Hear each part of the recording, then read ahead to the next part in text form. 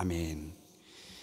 하나님께서는 역사 가운데 우리에게 일하실 때 고난을 통해서 하나님의 그 영광을 드러내실 때가 있습니다.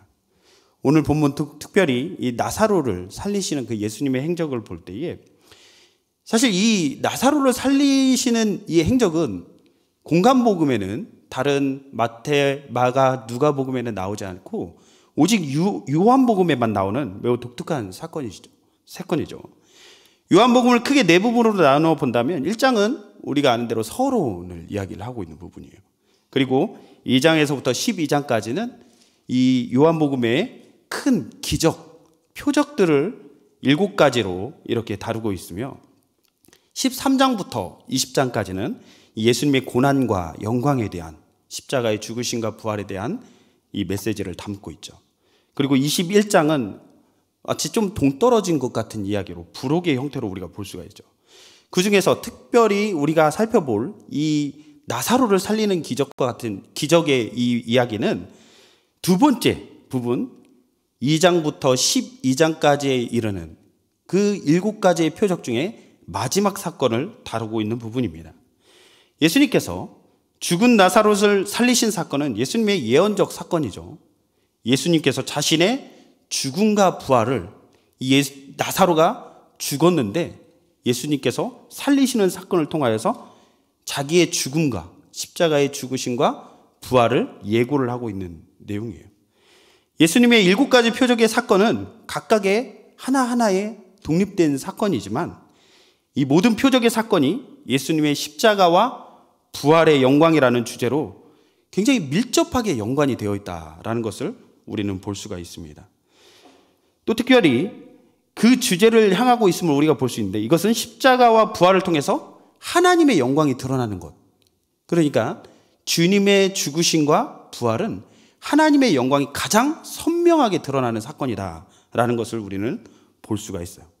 오늘 본문은 두 부분으로 또 나누어서 구조적으로 살펴볼 수가 있는데 먼저는 1절에서부터 6절에서 나사로 사건의 시간과 장소 또 주요 등장인물의 소개를 하면서 나사로가 병들었다라는 상황에 대한 설명을 하고 있습니다. 또 이 단락에서 오늘의 주제가 설명이 되고 있죠. 나사로의 죽음이 하나님의 영광을 위한 일이다 라고 4절에 이야기를 하고 있어요. 이 병은 죽을 병이 아니라 하나님의 영광을 위함이요 하나님의 아들이 이로 말미암아 영광을 받게 하려 함이라 라고 이 이야기를 하고 있죠. 주제에 대해서 선명하게 밝히고 있습니다. 두 번째 부분은 7절에서부터 16절에 있는 부분으로서 유대로 예수님께서 다시 가시기로 결정하신 것과 나사로가 죽은 것을 예수님께서 이미 알고 계셔서 제자들에게 비유로 언급하고 있는 내용이에요. 그러나 제자들은 예수님의 말씀을 오해하여서 결국 예수님께서 14절에 나사로가 죽었다라고 직접적으로 이야기를 하시는 장면이죠. 그럴 때 16절에 디두모라 하는 도마가 예수님의 말씀을 완전히 오해해서 제자들에게 우리도 그와 함께 죽으러 가자라고 이야기를 하는 그런 장면으로 구조적으로 좀 나눠서 볼 수가 있을 것 같아요. 오늘 본문의 나사로를 살리신 사건의 주인공은 살아난 나사로가 아니죠. 살리신 예수 그리스도가 이 이야기의 핵심 주인공입니다. 이 사건이 예수님의 영광을 드러내시기 위한 사건이자 궁극적으로 하나님의 영광을 위한 일이었다라는 것입니다. 요한복음 전체의 주인공은 바로 예수 그리스도이죠. 예수님은 나사로 사건의 의미를 제자들에게 그리고 현재 이 말씀을 우리가 듣고 있는데 우리들에게 분명하게 이야기를 해주고 계신 거죠. 나사로의 병은 죽을 병이 아니고 하나님의 영광을 위한 것이며 동시에 하나님의 아들 예수 그리스도가 영광을 얻게 하기 위한 사건이다라는 것을 우리에게 선명하게 보여주고 있습니다. 요한복음에서 예수님께서 영광을 얻는 것은 결국 예수님의 십자가와 부활인데 이 나사로의 사건이 부활이요 생명 대신 예수님을 더욱더 부각시키고 또 드러내 보이는 사건이기 때문에 하나님의 영광이 궁극적으로 이 사건을 통해서 드러나고 있음을 우리는 알 수가 있는 거예요. 예수님은 나사로가 살아나는 표적을 통해서 이 제자들의 믿음을 독려하시죠. 예수님은 제자들의 믿음을 견고하게 하시기 위해서 병든 나사로가 있는 베다니에 즉시 찾아가지 않으시고 이틀을 더 머무르시다가 그가 병들어 죽게 된 후에 찾아가셨어요. 나사로가 다시 살아난 사건을 통해서 예수님께서 어떤 분이신지를 분명하게 보여주신 것이죠. 오늘 본문의 말씀을 좀 더 세세하게 1절부터 좀 살펴보기를 원하는데 1절은 베다니의 나사로 가족들에 대해서 소개를 하고 있습니다. 나사로와 마리아 그리고 마르다가 그 가족들이었죠. 여기서 말하는 베다니는 우리가 요한복음 1장에 나타나는 그 베다니 요단강 건너편의 베다니가 아니라 예루살렘 근처에 감난산 동쪽 기슭에 있는 베다니입니다.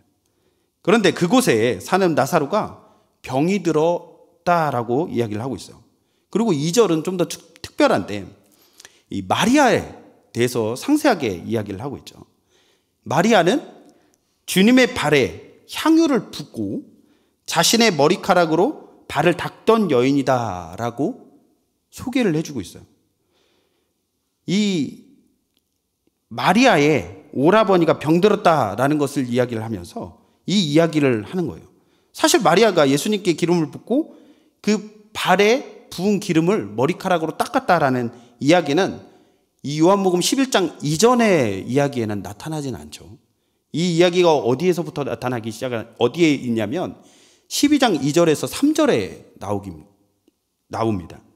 그런데 이 요한복음을 쓴 요한 저자가 왜 이 이후에 나타날 일을 이 장면에서 11장에서 먼저 이야기를 하고 있는가? 이것은 아마도 어떤 의도가 있어 보여요. 이렇게 쓴 이유가 있겠죠. 마리아의 기름 부음 이것을 먼저 언급한 이유는 무엇일까? 이것에 대해서 좀 생각을 해볼 필요가 있는 것 같아요. 그 이유는 예수님의 발에 향유를 부은 일이 예수님께 임박한 죽음을 예고하고 준비하는 사건이기 때문에 나사로의 죽음을 통해서 임박한 예수님의 죽음을 예표하려는 것으로 의도적으로 먼저 기록한 것으로 보입니다. 즉 나사로의 죽음에 예수님의 죽음이 예견되어져 있다는 것을 우리는 이 말씀을 보면서 알 수가 있는 거예요. 1절에서 또 3절 각각 한 번씩 나사로가 병들었다는 사실이 반복해서 이야기를 하고 있어요. 성경에서 반복은 강조를 이야기를 하죠. 그러니까 단순히 어떤 병이 걸렸다라는 게 아니라 중한 병에 걸렸다라는 것을 알 수가 있어요. 마리아와 마르다가 예수님께 사람을 보내어서 이렇게 이야기를 하는 거예요. 당신이 사랑하는 그 사람이 병들었습니다 라고 이야기를 하는 거죠. 그들은 예수님께서 단순히 이 나사로가 병들었다 이 사실, 이 소식을 전해주기 위해서 당신이 사랑하는 그 자가 병들었습니다 이렇게 이야기를 한 게 아니죠. 당신이 사랑하는 자가 병들었기 때문에 하루빨리 속히 와서 그를 고쳐주십시오 라는 요청이 담겨 있는 거예요. 살려주기를 원하는 간절함이 그 속에 묻어져 있는 거겠죠. 마리아와 마르다는 나사로를 가리켜 당신이 사랑하는 사람이라 라고 표현을 하고 있어요. 예수님께서 서둘러 나사로가 있는 곳으로 빨리 달려와 주기를 바라는 마음에 그렇게 이야기를 한 거예요. 그러나 예수님은 이 병은 죽을 병이 아니라 하나님의 영광을 위한 것으로서 하나님의 아들이 이로 인해 영광을 받게 될 것이다 라고 말씀하고 이틀이나 더 지체를 합니다. 이러한 예수님의 태도, 행동에 어쩌면 마리아의 입장에서 그리고 마르다의 입장에서는 굉장한 오해가 있을 수가 있겠죠. 이 병은 죽을 병이 아니다 라는 이야기를 듣게 되는데 그런데 이 나사로가 병으로 죽지 않으리라는 확신을 했지만 어떻게 됐죠? 나사로는 죽었어요. 그러나 예수님의 이야기의 초점은 그거죠. 나사로의 병이 죽을 병이 아니다라는 것을 이야기하는 게 아니라 이것에 대해서 이 병은 죽을 병이 아니다. 왜냐하면 이라고 하는 그 뒤에 서술을 하는 장면을 우리가 살펴볼 필요가 있는 거죠. 이것은 바로 하나님의 영광을 위한 일이기 때문에 그렇다라는 것을 이야기를 하고 있어요. 이 나사로가 죽을 병에 걸렸고 죽었지만 그로 인하여서 하나님의 영광이 드러나고 또 그 아들이 이로 말미암아 영광을 받게 하기 위함이다라고 이야기를 하고 있는 거예요. 나사로의 죽음을 통해 드러나게 된다라는 거예요. 하나님의 영광이. 예수님은 후에 나사로가 죽었다라는 소식을 다시 받지는 않았지만, 또 누군가가 와서 나사로가 죽었다라는 소식을 전해주지는 않았지만 나사로가 죽은 것에 대해서 미리 알고 계셨죠. 예수님은 나사로의 죽음과 다시 살아남을 통해서 하나님의 아들의 영광을 받을 것에 대해서 말씀하고 계신 거예요. 고난을 통해서 하나님의 영광이 더욱더 선명하게 드러나는 것에 대해서 이야기를 하고 있는 거죠. 하나님의 아들이 영광을 받는다라는 것은 요한복음에서 십자가를 염두에 두고 있는 사건이므로 이것은 한 걸음 더 나아가서 궁극적으로 예수님께서 십자가와 부활로 영광을 받으실 것이다 라는 것을 우리에게 알려주는 모습입니다. 5절에서 예수님께서 마르다와 그 동생과 나사로를 사랑하시더니 라는 표현이 나와요. 세 자매, 남매에 대한 예수님의 사랑이 변함없음을 나타내주고 있죠. 예수님께서 나사로에게 당장 달려가지 않은 것은 그들을 향한 하나님의 그 사랑, 예수님의 사랑의 표현이다라는 것입니다. 나사로가 병들었다는 말씀을 듣고서도 즉시 그들에게 가지 않은 것은 그들에 대한 예수님의 사랑 때문이다라는 것을 이야기하고 있는 거예요. 이것은 예수님의 입장에서 보았을 때 분명히 사랑 때문이죠. 왜냐하면 예수님께서 그 모든 사망과 죽음의 권세를 이기신 십자가를 통해서 또 그 부활을 통해서 우리에게 영원한 생명을 주시기 때문에, 그것을 이미 아시는 예수님의 입장에서는 이게 분명히 사랑 때문에 그렇다는 거예요.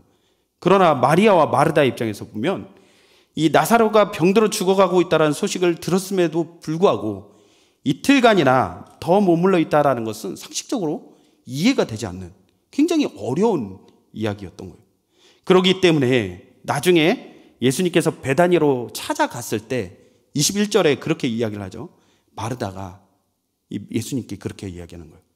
예수께 여짜오되 주께서 여기 계셨더라면 내 오라버니가 죽지 아니하였겠나이다 라고 이야기를 하는 거죠. 아쉬워하는 거예요. 이 부분을 보면서 우리의 삶 가운데서도 주님께 의심하고 원망하고 불평했던 날들이 많이 있었음을 깨닫게 되었어요.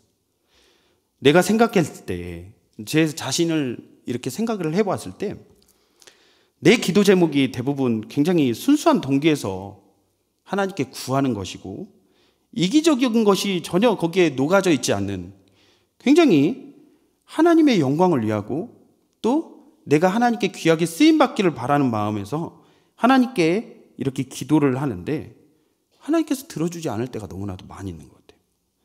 하나님께서는 내가 이해할 수 없는 방식들로 사건을 전개해 나가실 때가 너무나도 많이 있죠.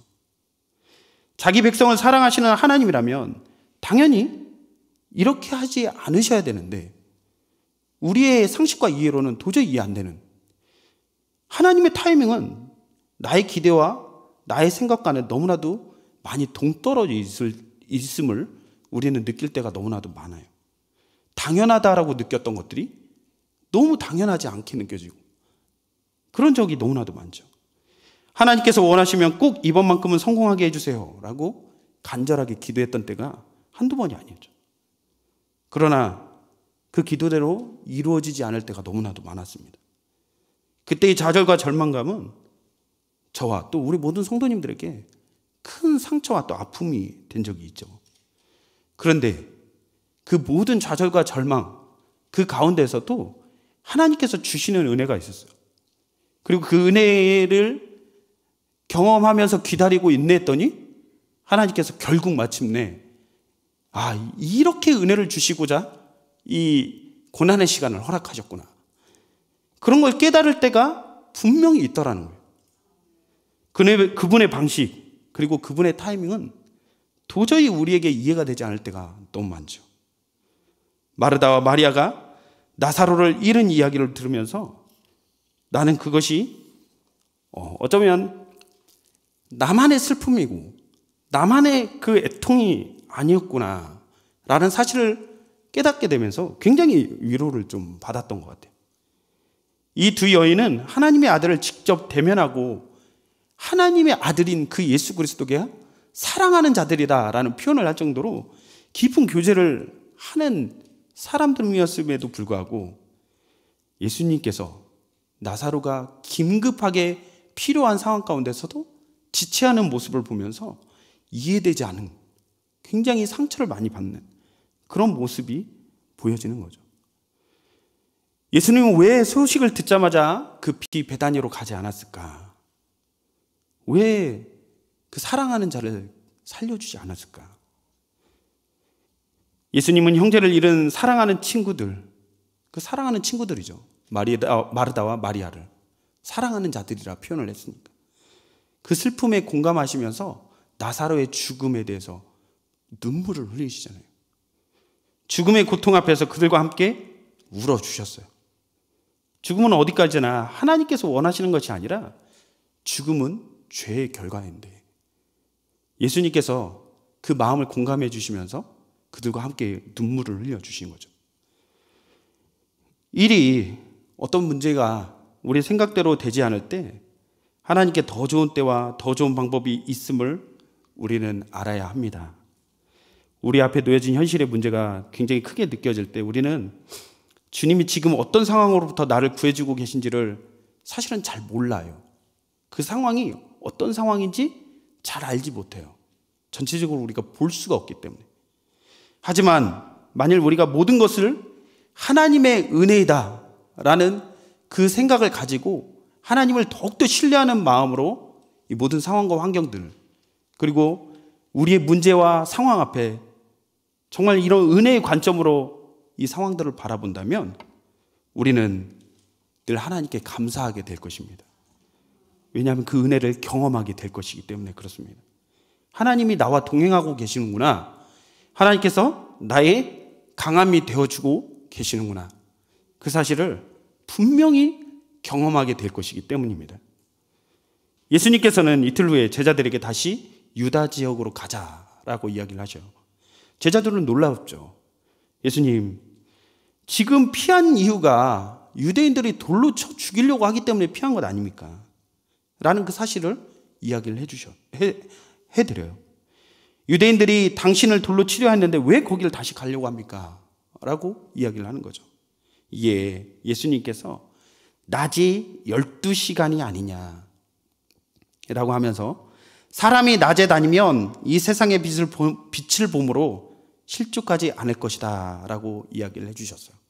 이 말씀을 통해서 예수님은 유다 지역으로 다시 들어가는 것이 굉장히 위험한 일이고 두려워하는 그 제자들에게 그들이 이 세상의 빛으로 오신 예수님과 함께 한다면 그 어떤 것도 두려울 게 없다라는 사실을 알려주고 계신 거예요. 또 10절에서 예수님께서 9절과 반대되는 말씀으로 또 하시는데 이 세상의 물리적인 빛이 예수님이 이 세상의 물리적인 빛이 아니다라는 걸 이야기하는 거죠. 누구든지 어두운 가운데 행하면 빛이 그 속에 없기 때문에 실족한다라고 이야기를 하고 계세요. 예수님의 말씀은 빛 대신 예수님을 가리켜서 믿지 않는 자들은 예수님과 함께 동행하며 함께 걸어가고 있지만 예수님을 믿지 않는 자들은 결국 그 속에 빛이 없기 때문에 실족하여 무너질 수밖에 없다라는 것을 이야기를 하고 있어요. 예수님은 이렇게 말씀하신 후에 우리의 친구 나사로가 잠들었도다. 그러나 내가 깨우러 간다라고 이야기를 합니다. 예수님 자신이 유다 지역으로 가시는 그 목적을 말씀하신 거죠.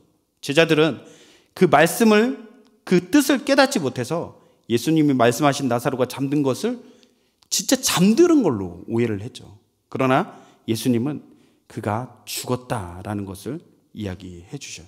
그들의 오해를 교정시켜 주시고 제자들이 나사로의 사건을 통해서 예수님에 대해 더욱더 확신을 갖기 위해서 이렇게 이야기를 해 주신 거죠. 무엇을 믿는 것인지에 대해서는 분명하게 이야기를 해주지 않지만 나중에 이렇게 보면은 제자들이 예수님의 부활과 생명을 믿게 되는 것을 보면서 예수님께서 어떤 의미에서 이렇게 이야기를 하시는가를 알게 해주시는 거죠. 그리고 예수님은 나사로에게 가자라고 이 제자들에게 권면을 했을 때 이 디두모라고 하는 도마가 갑자기 나와서 자기 동료들에게 우리도 주와 함께 죽으러 가자라고 이렇게 독려를 합니다. 도마의 말은 예수님께서 그들에게 설명하신 말씀에 비춰볼 때 굉장히 엉뚱하게 느껴지죠.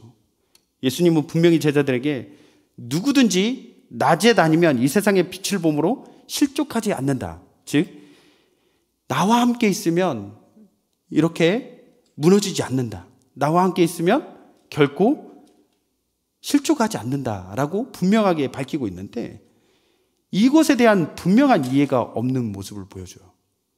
도마와 더불어 제자들은 나사로가 죽은 장소이자 그들이 지금 가야 하는 곳인 유대, 그리고 유대인들이 지금도 예수님을 죽이려 하는 장소라는 사실을 통해서 그와 제자들이 예수님의 죽음에 동참할 수 있는 것으로 착각하고 착각을 했어요. 그렇기 때문에 도마와 이렇게 이야기를 하는 거죠. 우리는 나사로를 살리신 이 예수님의 사건을 통하여서 예수님께서 당하신 십자가의 고난과 부활을 통해서 하나님의 영광이 드러나고 있다는 사실을 우리는 궁극적으로 바라보아야 합니다. 요한복음에서 요한은 주님의 죽으심과 부활의 영광을, 이 부활을 영광을 얻으신 일이다라고 표현을 하고 있어요. 이것을 통해서 가장 궁극적으로 하나님의 영광이 드러나는 것이 예수님의 십자가의 죽으심과 부활이라는 사건, 가장 절망적인 사건이 또 하나님께서 가장 영광스러움을 드러내는 사건이다라는 것을 보면서 우리 가운데서도 또 이 마리아와 마르다 그 두 자매가 나사로를 잃는 그 아픔과 고통의 시간 가운데서 너무나도 좌절과 절망이 되는 그 시간 가운데서 예수님께서 찾아오셔서 그 오라버니인 나사로를 살리시면서 다시 회복과 또 부활을 경험하는 놀라운 반전을 경험하듯이 지금 현재 우리 모든 성도들이 또 주 교회가 처한 모든 상황들, 코로나로 인해서 끝이 없는 좌절과 절망으로 빠져가는 이런 순간 가운데서도 하나님께서 우리와 늘 함께 하시고 또 우리의 힘과 능력이 되어 주실 때 우리는 그것을 믿고 믿음으로 바라볼 때에 분명히 반전의 역사, 기적과 같은 역사로 우리에게 놀라운 하나님의 영광을 드러내 보여주실 것이다라는 믿음의 확신을 가지고 믿음으로 일어서는 저와 우리 모든 성문교회 성도님들의 삶이 되기를 간절히 소망합니다. 이 시간 우리 죄 위에 죽으신 예수 주라는 찬양을 함께 찬양하시겠습니다.